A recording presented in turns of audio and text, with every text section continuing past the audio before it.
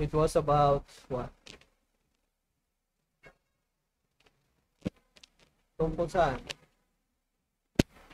Omni, the meaning of omni means all. And science is knowledge. So pagka pinagsama natin yung omniscience, God is all-knowing. Amen? And that is true. When you say all-knowing, He knows everything. Walang nalingid sa Kanya, walang natago sa Kanya. Alam niya ang lahat, ng simula at wakas, mula sa bawat dulo. Alam niya.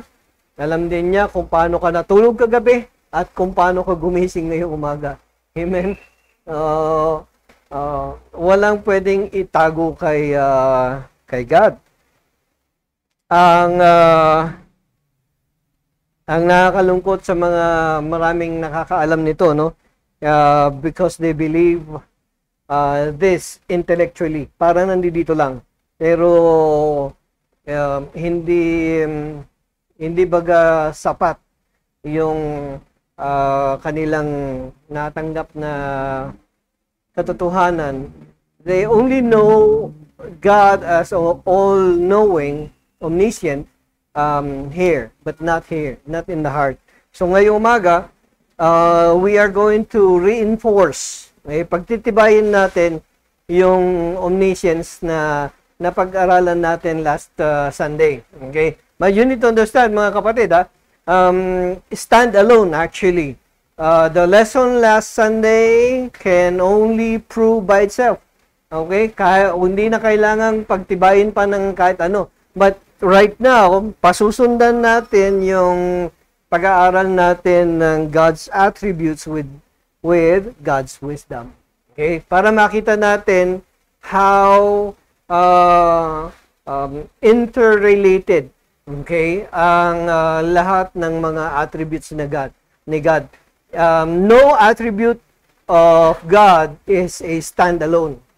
Okay? When you say standalone, hindi siya all-knowing, and then at the same time, hindi siya not loving. Okay? So you need to understand parang ano yan interconnected. Have you seen chain mail? Chain mail. Yung ginagamit nila nung unang panahon ng mga knights, para siyang shirt, para siyang damit. Pero chain mail siya. Ibig sabihin, bakal siya na pinagdikit-dikit ng chain. Okay? So, iisa yan na pwede, isinusuot nila yan para proteksyonan yung kanilang mga sarili. That is called a chain mail. Okay? So, it happens to be, ganun yung yung itsura ng attribute ni God Parang dikit-dikit na magkakadugtong actually. Okay? They support one another. Okay? Walang naiiwan na standalone na attribute. Okay? So today, this morning, we are going to look into God's wisdom. To start off in Proverbs chapter 3, verse 17, sabi niya, "The Lord, by wisdom, founded the earth. By understanding, He established the heavens." Ang ganda, di ba? Kasi you know that hindi random yung inisip ni God. Hindi siya random na napag-isipan lang ni God na, sige, gawa nga ako ng world. O kaya gawa nga ako ng planet. No. This planet, the planets around the sun, our own sun, the planets in the universe, and the whole universe actually, they are all planned by God with wisdom. Okay? And so, I really believe in my heart that I need to teach you na the Big Bang Theory is wrong. It never happened, the Big Bang Theory. Okay? Kung napapanood ninyo yung sitcom ng Big Bang Theory, everything they are teaching there is messed up. in terms of science, where God is not existed. Okay? So, kung sino man sa inyo ang sumusunod dyan, dahil because you want to just laugh, that's okay, you want to laugh. But if you believe in what they show and teach about the Big Bang Theory, about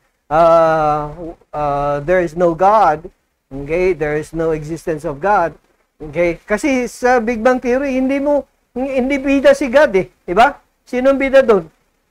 Yung mga characters doon. Yung mga characters lang, hindi si Sheldon. Yung mga characters doon, yung bida, hindi si God. But you need to understand that right now, right here, in this church, as we look upon the Word of God, God is the bida. Amen? In Jeremiah chapter 10, verse 12, it is He, God, who made the earth by His power, who established the world by His wisdom, and by His understanding, He has stretched out the heavens. Okay? So, meron nga lumapit sa akin, wala siyang trabaho, naubusan siya ng gagawin sa planta. Naubusan ng gagawin, so may ikot, naglilibot, tinitignan niya kung ano yung ginagawa namin, nagtatanong-tanong, interested siya. Kaya napadako siya sa akin. Tapos habang nagtatrabaho ko, out of nowhere, sabi niya ganyan, ang galing talaga ni Lord, ano? Sabi niya ganyan, so, totoo, sabi ko, magaling talaga si Lord. Bakit mo nasabi naman yun? Sabi ko ganyan. Kasi, kung lumapit ng kaunti ang mundo, pangit sa atin, di ba? Masusunog tayo, sabi niya. Kung lalayo ng kaunti ang mundo, pangit din para sa atin. Kasi, lalamig masyado, di ba? Kaya yung layo o distansya ng mundo, ng ating mundo sa araw ay tamang-tama. Tamang-tama ang distansya, di ba? So, sa tingin ninyo, kaya yan ng Big Bang Theory? No, it doesn't work that way. You see, ang ganda ng ginawang measurement ni God, di ba? Everything was done accurately according to His measurement.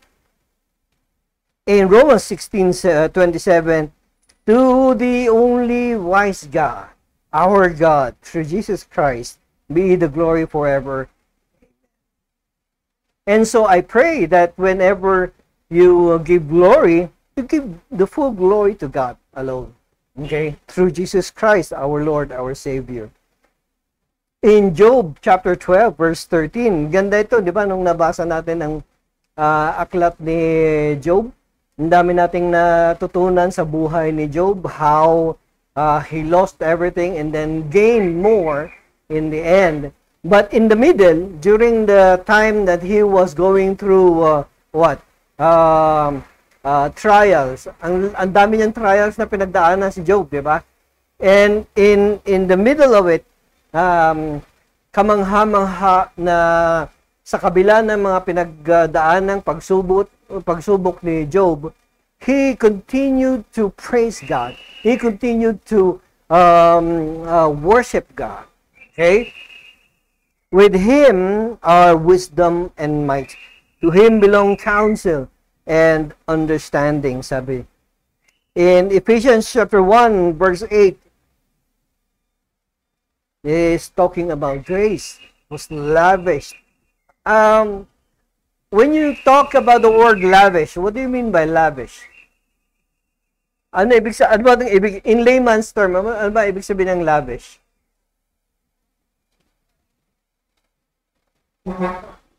Sobra, di ba? Sobra. Hindi ka binigyan, kunwari, kailangan mo na 100 piso para sa pamasahe mo lang, ha? Pamasahe yung araw na ito, na baon mo, 100 lang. But because your Father loves you so much, okay? Your Father loves you so much, alam niya yung hirap ng pupunta ka sa school, baka gutom ka habang nag-aaral ka, di ba? Ganun kung mag-isip ang loving Father, okay? Na ang Diyos natin, okay? Anong ginawa niya? Binigyan ka ng 500 pesos. Ano ibig sabihin nun? Lavishly. Okay? Lord, o kaya sabihin mo, Tay, sobra itong binigay mo sa akin. No, that is how I love you. That is how God loves us, which He lavished on us. Okay? So sa tingin nyo ba, nagkamali si God na sinobrahan niya yung biyaya na binigay niya sa atin? What do you think? Alam din ni God, di ba, nalulustahin mo yung ibinigay sa iyo. Di ba? Kasi ganun tayo eh. Marami sa atin mga bulagsak, di ba? Binigyan tayo ng, like, for example, may blessing ka. Sumweldo ka. May blessing ka na malaking pera. Uy! Anong una-unang pumapasok sa isipan natin? Ano kaya ang sale ngayon sa SM? Ano kaya pwedeng mabili dito sa, which is true, di ba? Kasi kumita ka eh, may pera ka ngayon, may paldo ka eh. Okay? But there are only a few of us would think na ganito. Pagkakatanggap mo ng pera, only a few of us would say, Lord, ang dami nito, anong gagawin ko dito? May nagtanong sa atin ng ganon. I am guilty. I am really so guilty about it. Na hindi ko na itanong kay Lord na yun. Hindi ko na itanong kay Lord na, Lord, anong gagawin ko rito sa blessing nito? Which is true, di ba? May blessing eh. Pero you need to ask God how this blessing should be what? Used. Maraming ganyan. Kaya magandang itanong. In Ephesians chapter 3, verse 10, so that the manifold wisdom of God might now be made known through the church to the rulers and the authorities in the heavenly places. So, ibig sabihin, our God deals with wisdom. He gives it and He manifests it not only to the world, but also most especially to the church. Our church, the fellowship of the believers. Okay? Now, wisdom and knowledge are often interchanged and misunderstood. Okay? Marami sa atin, napagpapalit natin ito o di kaya naman ay pinagsasama natin. You need to understand na they are completely different. Hindi lang sa spelling, okay, but also most especially in meaning. Okay? So, ano ang ibig sabihin ng wisdom? When you talk about wisdom, wisdom is the right use or exercise of knowledge. The choice of laudable ends and of the best means to accomplish them. Okay? Yan ang ibig sabihin ng wisdom. How about knowledge? Ano ibig sabihin ng knowledge? It is the fact or condition of knowing something with familiarity gained through experience or association, acquaintance with or understanding of science, art, or techniques. Okay? So, pagka sinabing knowledgeable ka sa Tagalog, maalam ka. Okay? May alam ka. Nakapag-aral ka. You need to understand there is a big difference between wisdom and knowledge. Ito nakakalungkot mga kapatid because many have graduated from college, from school, from the academe, okay, with high, with so much colors. Okay, talagang, name it, ano yung nakuha nilang mga awards when they were in school. Okay? Pero ang ito nakakalungkot kasi marami sa kanila ang dunong, marami sa kanila ang talagang nagsunog ng kilay, including the bangs. Pero walang wisdom. Ano yung ibig sabihin ng wisdom? Kasi yung wisdom, it has something to do with how you apply which is right in your life. And then you know that the end process of what you are doing which is right will always end up right. Yun ang wisdom. Okay? At marami, ito ang nakakalungkot, marami academically adept sila, pero pagdating sa wisdom, kinukulang, kinakapos. Okay? Kaya marami yung mga nagpe-fail sila sa inter-relationship with people, with family. Okay? Pero pag tinanong mo academically, alam nila yung math, alam nila ang ano, they know how to explain the X, Y, and Z in algebra. Okay? Alam nilang i-explain yung ano, the science of this, the science of that. Okay? Pero pagdating sa mga decision making in life, dito papasok ang wisdom. Maraming sumasablay sa wisdom. At kailangan nating humingi ng karagdagan o umaapaw na wisdom. Sino? You still remember that person in the Bible who asked for wisdom? Ano pangalan nun? King Solomon. Yes, as young as he was, before bago niya inumpisahan yung kanyang pangunguna in his leading of Israel, he asked God for what? He didn't ask for, diba? Ganda na, ang ganda nung ano eh. Ang gandang option sana yun, diba? Para wala ka namang problema, diba? Wala ka ng problema, later on, tatanda ka, nayayaman ka, at wala ka ng problema sa yung pagsakop at pangunguna sa Israel sa isang bansa.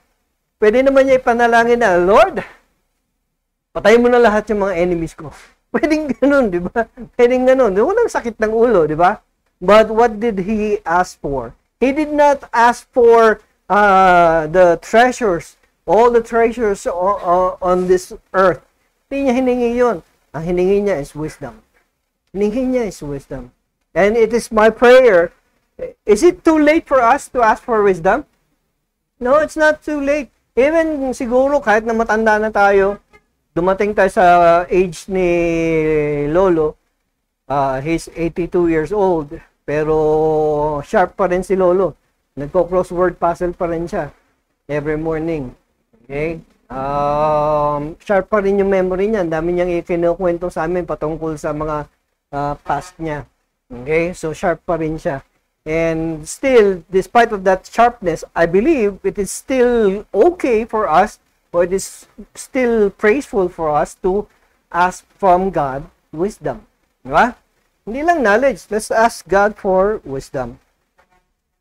Yan ang kailangan natin para tayo ay manatiling maayos dito sa mundong ito.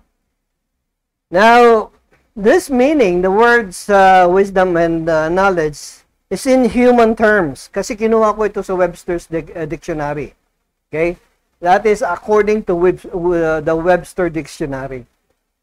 Now, how about in terms of the wisdom that is from God? Paano natin kailangan alamin? Paano natin pwedeng i-adapt? Okay? At maunawaan. Ito bang ginagawa ko ngayon, itong decision making na ginagawa ko ngayon, is this coming from God or is this coming from my humanness? Diba? Kasi, you need to understand mga kapatid, as human people or as humans or as a person, kaya nating mag-decide, diba? You can decide on ano bang pwede kong gawin, ano bang dapat kong sundin, ano ba iluluto ko ngayon. Yeah? Hindi katulad ng aso, kung ano lang yung amoy niya, amoy pagkain, o yan, kakainin niya yan. Walang decision making doon, di ba? Pero ikaw, you have decided, di ba? You have decided what to wear today to church, di ba? Hindi naman yung basta naisipan mo lang na tsinelas lang. But still, during that time, you still decided on wearing tsinelas, di ba? So may decision making sa atin. But it is different from, adapting and using the wisdom of God, which is lavishly given to you so that you would know what to do later on, okay, or today. Yan ang kailangan nating unawain. Okay? Now, attempting to prove God's wisdom is facing a truth and then proving it to be true. Parang nakakuha ka na ng parang kumuha ka ng tubig. Alam mo, nakita mo tubig, di ba? Nasa isang baso yung tubig, and you still continue to explain to everyone na tubig ito, and you want to prove to yourself na tubig nga yung hawak mo. Alam mo ang tubig nga yung hawak mo, di ba? So parang, what is the point? What is the point? So tayo ngayon, sa ngayon, habang tayo ay nag-aaral ng wisdom ni God, we know that wisdom comes from God. Amen? Amen? Since wisdom comes from God, do you need to prove that God is wise? Do you need to prove that God is wise? No! Yung mismong ikaw, tumayo ka sa Burnham. Tumayo ka sa Burnham, at umikot ka, at tumingin ka sa mga paligid mo, the things that are naturally growing from the ground. Okay? Hindi yun basta-basta lang tumubo. God knows all of these things that are growing. Okay? Walang mga bagay na nalingid sa Kanya. Walang mga bagay na natago sa Kanya. Oh, hindi ko alam yan. Sabi ni God, He doesn't say that. Okay? Even the smallest fungi, okay? Even the smallest fungi that grows on a bread, God knows it. And God allows it. Okay? At alam niya kung kailan mag-grow ito, hindi random na basta nag-grow lang. Okay? Out of God's awareness. Hindi pwede. Everything is under God's awareness. Now, to even demand for God to prove that He is wise is a direct offense to His deity. Okay? Parang sinabi mo, okay, God, prove to me that you are wise. Parang, bakit? Sino ka? Sino tayo para mag-demand ng ganito kay God? That God would prove Himself to be wise. That He is all-knowing. That He is all-powerful. That He is immutable. Kailangan ba nating i-prove yun? Kailangan ba nating i-demand kay God yun? When God says that He is wise, He is wise. God is wise. To firmly stand on God's wisdom is to mean that we believe without any proof from Him. Whatever He said, okay, whatever God has said is already enough for us to believe. Okay? Naalala niyo yung Bible reading natin from John chapter 14 kanina? Ha? Anong sabi ni Jesus Christ? Okay? Kasi some were somehow doubting or they were questioning kung saan pupunta si Jesus Christ, di ba? Kasi parang nagpaalam na si Jesus Christ, pahapyaw niyang sinabi sa kanila kung ano yung mangyayari in the future when He is going to leave. He has said to them that He is going to the Father, at hindi maintindihan nito ng mga disciples. You need to understand that these disciples were with Him for 3 years. Okay? And they were there. Kailangan din natin maunawaan na being a disciple during that time. Pagka gusto mo maging disciple noon, you would leave your house, okay? You would leave your house and be with your master. 24/7. Nandun ka, kadikit mo yung master mo, tinuturuan ka niya, kinokorek ka niya, you are being praised when you are doing something right. Here's the reason why the Apostle Peter, you need to understand si Peter, may asawa yan, may pamilya yan noon.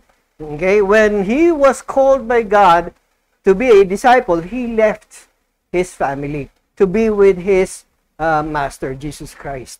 Okay? Yun yung history ni Peter. So, hindi pwedeng sabihin na walang asawa si Peter. Nagkaroon siya ng asawa, nagkaroon siya ng, hindi ito, chismis. Totoo ito. Akala ko chismosan man ng pastor na ito. No, it's true. Okay? So, kailangan natin maintindihan kung ano ang pinauunawa sa atin when it comes to wisdom. Now, our very existence, your existence, who you are right now, and your sustenance, hindi tayo, hindi ka hinubog ng Diyos at naging tao at sabi niya, bahala ka sa buhay mo. Okay ka na. Sige, tao ka na, di ba? Tao ka na, so bahala ka na sa buhay mo. He didn't leave you by yourself. God continues to sustain you. Despite that you don't know that you are being sustained. Tama? Okay? That is the grace of God. Okay? After creating you, He continues to give you all the things that you need. Pinoproblema mo ba ang hangin? Hindi mo pinoproblema ang hangin, di ba? Pinoproblema mo pa ba ang mga bagay-bagay sa... We are so blessed. Tayo, lalong-lalo tayo ngayon nandito sa Pilipinas, we are so blessed. Amen? Sabihin mo sa katabi mo, blessed ka. Yes! Walang pressure masyado sa atin dito in terms of our belief and how we practice our belief. We are free, di ba? Hindi katulad ng mga tao, yung mga kapatid nating mga Kristiyano na nasa China, they are oppressed. They are being persecuted down there. Okay? Ganun din ang nangyayari sa mga ibang bansa kung saan mahigpit. Like for example sa Middle East, maraming na-oppress doon, maraming pinahihirapan doon. Okay? So we need to pray for them too. Okay? That God would continue to sustain them. And I know that, you know, even without your prayers, God continues to sustain those people. Yung mga faithful na mga believers, yung mga faithful na mga kapatid natin, God continues to be with them and continues to sustain them. So, ibig bang sabihin, Pastor, hindi ko na kailangan ipag-pray sila? Hindi. Sinabi ko lang na even without your prayer, God will continue to sustain them. But it is a privilege. It is a blessing on our part to remember them and pray for them. Amen? Amen? Yun ang kailangan na gawin natin, mga kapatid. Now, as we encounter a doubtful and almost impugning confrontation from those who do not believe God of the Bible, ito yung ito yung mga when you say impugning, may question, meron yung may dalawang klase ng question eh. Impugning is also a form of questioning or of asking. Pero impugning is a question in an insulting way. Oh, talaga? Alam mo? Meron ganung mga question, di ba? Oh, talaga? Alam mo? Sige nga. Oh, hindi mo talaga alam.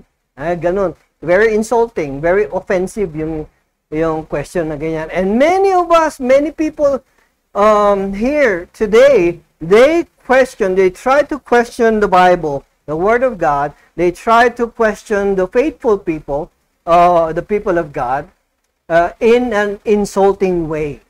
Okay. Why? Because they themselves do not believe the truth that comes from the Word of God. Kaya kailangan, mga kapatid, we need to look upon the way we ask, the way we convey, give our question. Meron yung questioning in an innocent way. Meron naman yung impugning way wherein you are insulting already. Okay? Mali din naman yun. Now, what do you mean by wisdom? Paano ba tayo mag-approach? Paano ba natin pwedeng maintindihan lalo ng sapat? How can if you yourself you believe that God is the source of all wisdom, then that's good for you. Okay? But what about the person next to you, the person that you work with, okay? The person that you are always with. Pag nasa school ka, hindi nila alam kung ano yung wisdom ni God. Pag nasa work ka, itong kasama mo, hindi niya alam kung anong wisdom ni God. What do you do? How do you share to them? How do you teach them about God's wisdom? Let's look at this. Tell them God's wisdom is perfect. God's wisdom is perfect. What do you mean by perfect? Ano ba yung ibig sabihin ng perfect? Wisdom, God's wisdom is the skill to which the most perfect ends by the most perfect means. Ibig sabihin, The wisdom of God is perfect already. Hindi mo na kailangan dagdagan to dahil may kulang. No. Kompleto na yung wisdom ni God. Okay? Hindi mo na kailangan dagdagan yan. Okay? Despite of the fact that pagka dumapo na sa atin, natanggap na natin yung wisdom ni God, what happens to the wisdom of God? Even if God's wisdom is perfect, pagdating sa iyo, ano nangyayari dun sa perfect wisdom ni God? Nagiging imperfect, di ba? Why? Because of you. Because of me. Ano ba? Ano bang meron sa akin? Ano bang masama sa akin, Pastor? Me, as a human being, I am imperfect. Why am I imperfect? Sige nga. Why is Dave imperfect? Perfect ka na ba, Dave? Oh, bakit ka imperfect na ron? Because of sin. Dahil sa kasalanan. Patuloy pa rin tayo nagkakasala, di ba? Dahil patuloy tayo nagkakasala, ibig sabihin you are imperfect. And so, let's say for example, this is a vessel. This is an imperfect vessel. Okay? Imperfect, impure. Marami siyang dumi. Ikaw ito. Ako ito. Okay? Ako ito. And then here comes God, holy, perfect. Okay? At bibigay niya yung holy and perfect wisdom niya. Okay? Ibinigay niya yung wisdom niya dito. Anong nangyayari doon sa wisdom? It becomes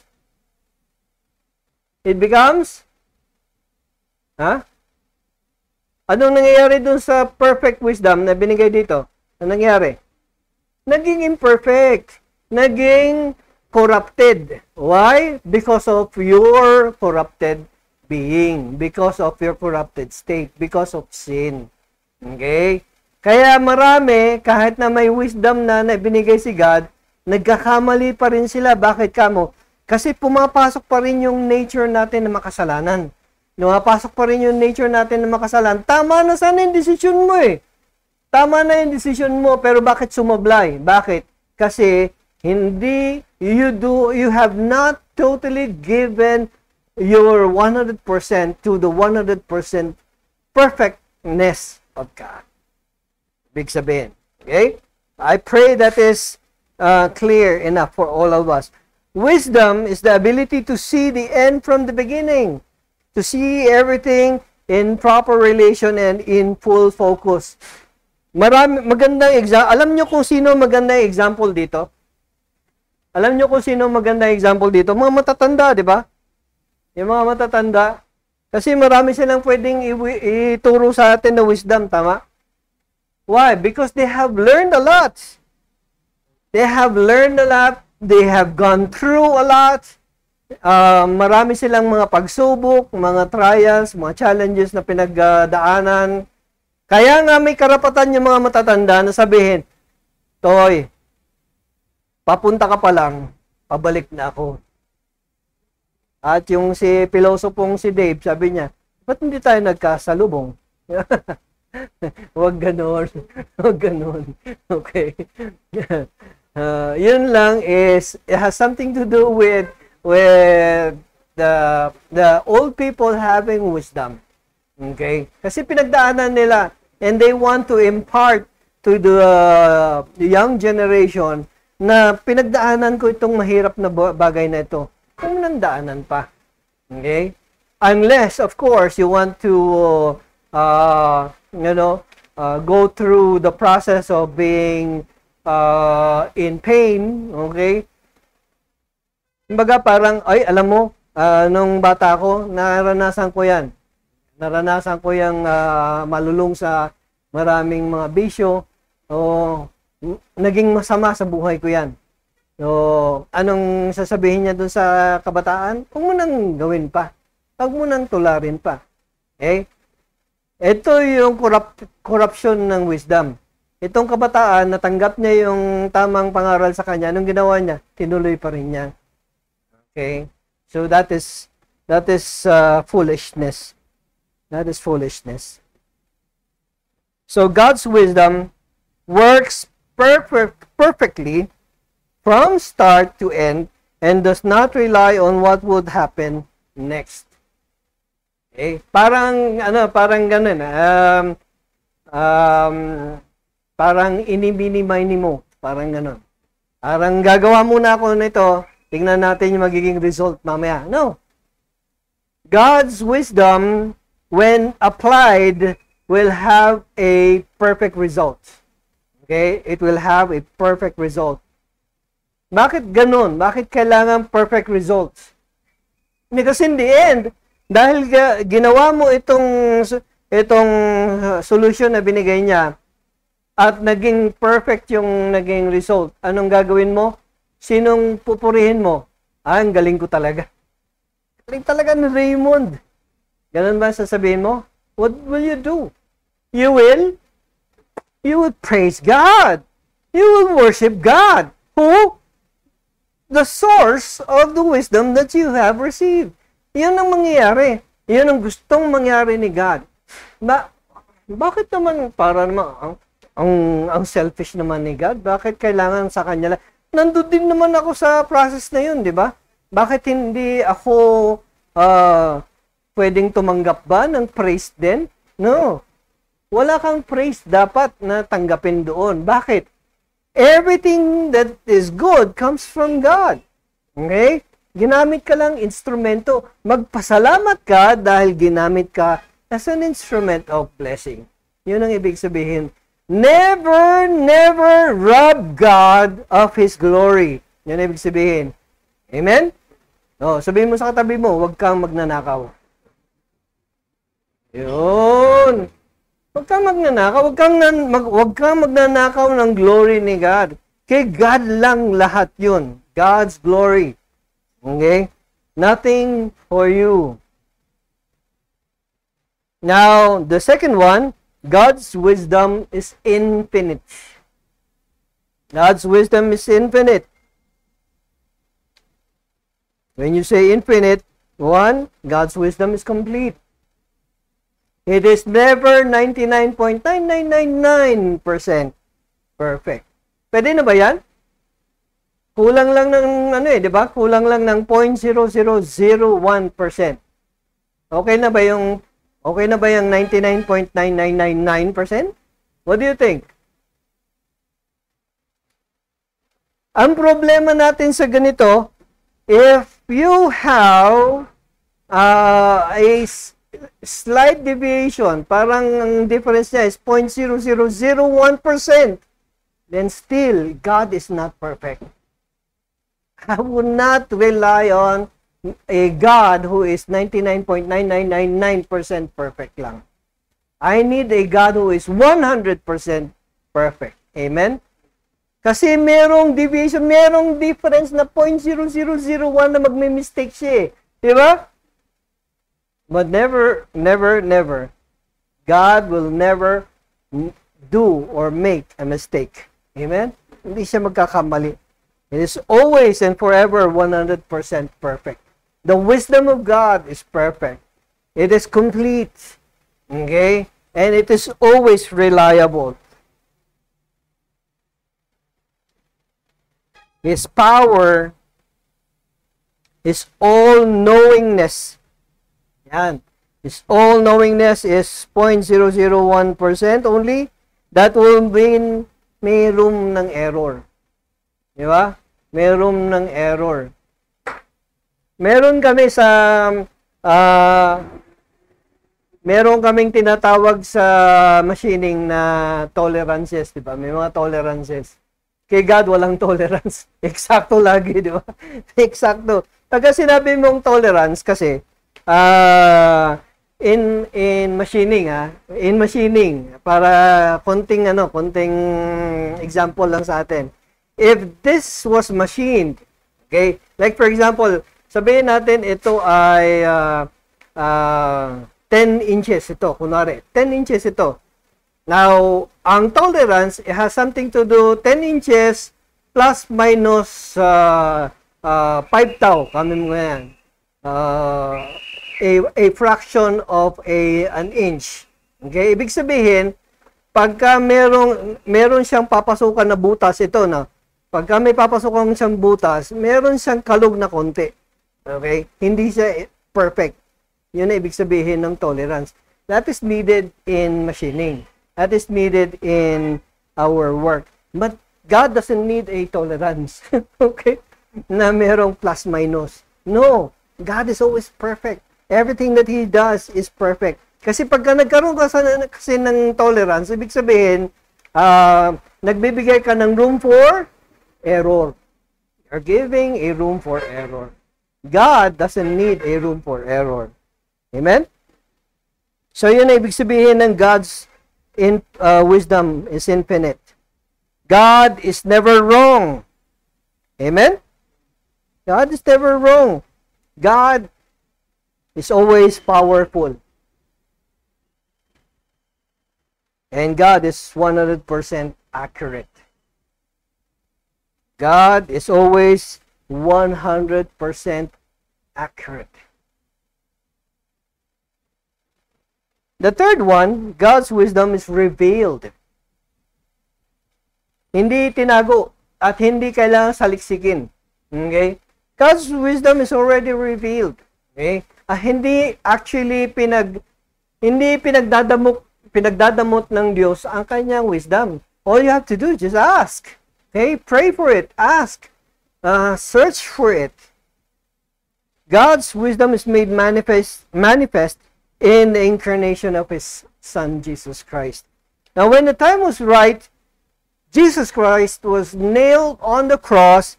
He died for the redemption of all who will believe. So, pwede natin sabihin, no, akala ba salvation yun? It failed na kasi namatay eh. Ha? Yung kumbaga namatay yung superhero mo, yung inaasahan mo na tagapagligtas mo, namatay. Okay? Lalo na yung sino dito yung mga mahilig sa mga superheroes. Ayaw nyo nung namamatay na superhero, di ba? Ayaw nyo, di ba? Oh, come on, man. Magpakatotoo kayo. Ayaw ninyo ng superhero na namamatay. Gusto nyo lagi yung superhero buhay, di ba? Na lagi siyang bida. Kasi bida nga eh. Superhero nga. Pero in the Bible, the superhero dies. Wow! Kaya, see? Sabi nilang ganyan. Kaya maraming kumukontra. Your God died. Okay. Or your superhero died. Your salvation died. Pero kailangan maintindihan natin, mga kapatid, that the superhero that we believe here in the Bible, he rose again. Nabuhay muli. Nabuhay muli. And this is to confirm that the faithful, ikaw na mananampalataya, who believes in Christ Jesus as Lord and Savior, that is already enough for you to be with God. Okay? Ito nakakalungkot kasi marami ang kino-question nila itong katotohanan na ito. The risen Christ. Actually, mga kapatid, this is our hope. This is our hope. The hope of the Christian. The risen Christ. If Christ is not risen, what will happen? Tama na. Let's close shop. Let's close shop and let's go home. Kasi walang silbi yung gathering natin ngayon. You know why we gather every Sunday? Huh? You know why Sunday gatherings of the born again is called a celebration? We celebrate the resurrection. We celebrate the risen Christ. Kaya nandito tayo. Kaya kailangan yung mukha natin, hindi, boring naman yung preaching ni pastor. Hindi man makapag-smile yung mga members ng church. Smile, man. The Lord is risen. We ought to celebrate. And in our celebration, what do you do? How do you celebrate? How do you celebrate? Diba pagka birthday ng may kakilala kang may birthday, anong ginagawa mo? Uy, birthday ni ganito, uy, birthday ni ganito. Punta tayo dun sa bahay nila. Nagyaya ng kain. Oh, anong gagawin natin? We want to go there to celebrate with those who are called by Christ. Ganun din dapat yung heart natin. We go out after today's celebration, di ba? What do? We go out and then we declare to other people how we are related to the risen Christ.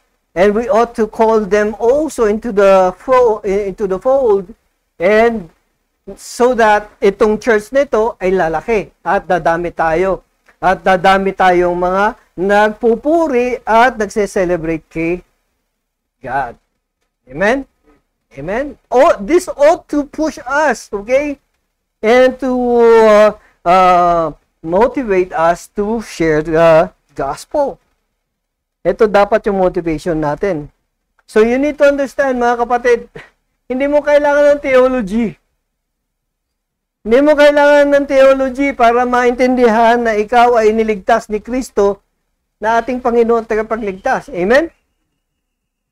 All you have to do is just obey. How? Go out there and share Jesus Christ, your Lord, your salvation. Di ba? Iyon yung bukang bibig natin. Hindi yung bagong inukay-ukay natin, o yung bagong napanood natin, o yung bagong nagawa natin sa maghapon. The good news of Jesus Christ as our Lord and Savior is enough already for everyone to believe. And this is not just what you mean by paniniwala lang, hindi. Hindi. Pag pinagtitibay ito ng ating pananampalataya. Okay? This is why we faithfully come as a church together. Di ba? And be with one another. We believe that we are the followers of the risen Christ. Amen? So, if you are somehow medyo pinanghihinaan ng loob kasi yung in-invite ko, hindi mapupunta. Lagi ko na lang sinabi sa kanya, pero ayaw pa rin pupunta. Don't lose hope. Okay? Huwag kayong mawalan ng pag-asa. Continue to share the gospel to them. Continue to invite them. Amen? Continue to invite them. Continue to tell them of the great wisdom of God. Okay? Huwag nating pagsawaan sila. Kasi, pagka pinagsawaan natin sila, ang nakakalungkot dito ay parang sinasabi natin na hindi natin naunawaan in full yung wisdom ni God sa atin.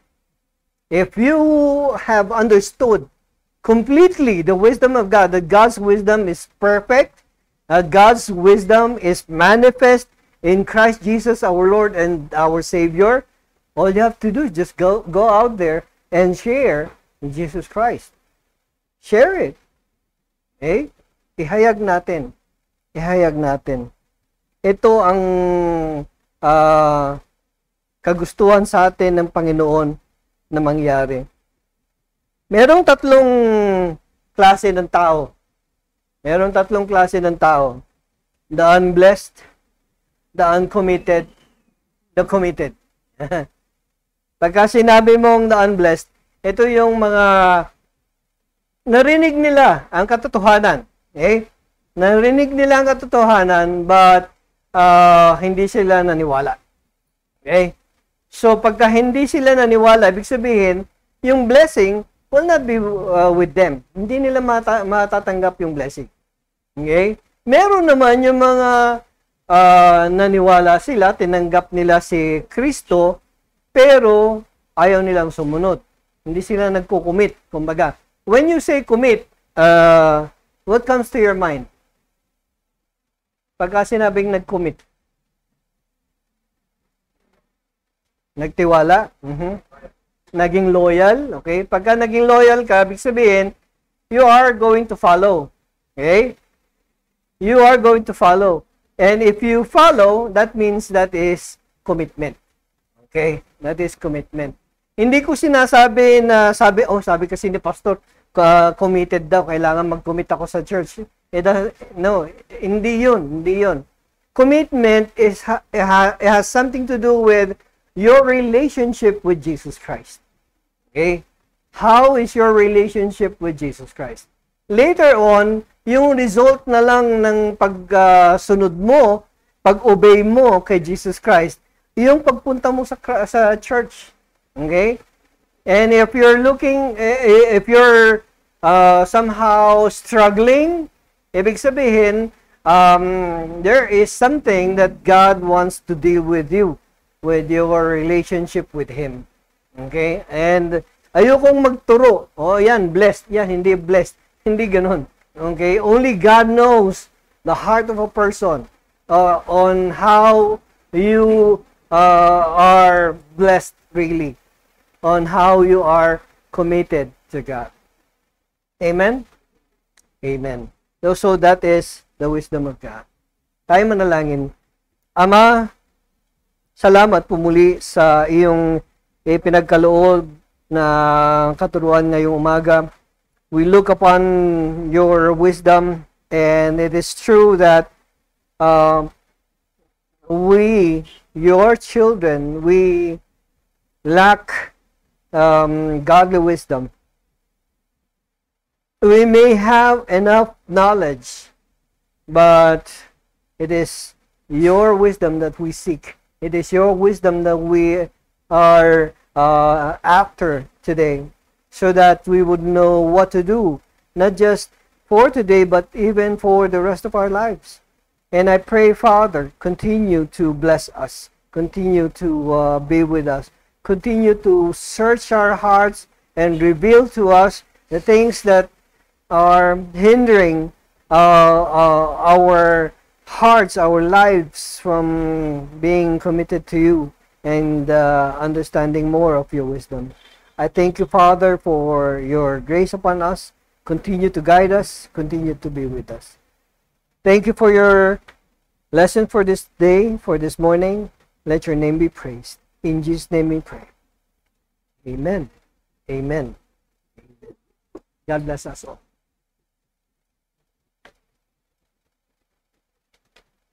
At tayo dumako sa ating communion this morning.